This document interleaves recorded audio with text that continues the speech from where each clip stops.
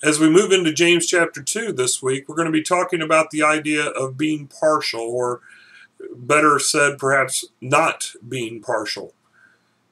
There's a lot of things that we can be partial about, some of which really don't matter in the grand scheme of things, like following a sports team, for instance. And, right now, there's been a lot of talk about the ineffectiveness of the replacement referees in the NFL.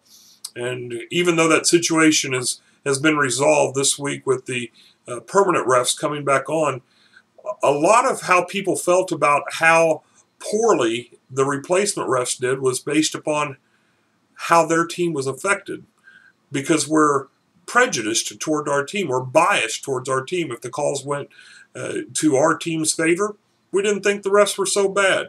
If the calls went against our team, the refs weren't so good.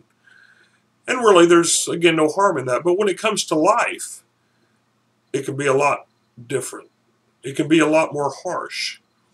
When we're partial, we can't judge fairly. We can't judge objectively. We don't even think objectively. But thankfully, the Bible also teaches that God is impartial towards all people. The salvation that he offers is equal to all people. It is equally beneficial to all people. Specifically in the context of James 2, it's talking about the poor and the rich.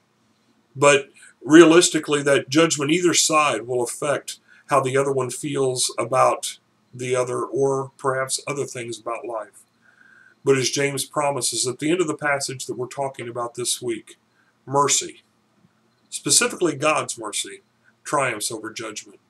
And when we've been recipients of that mercy, we need to give that mercy away as well. I hope you'll join us this week as we look at James chapter 2.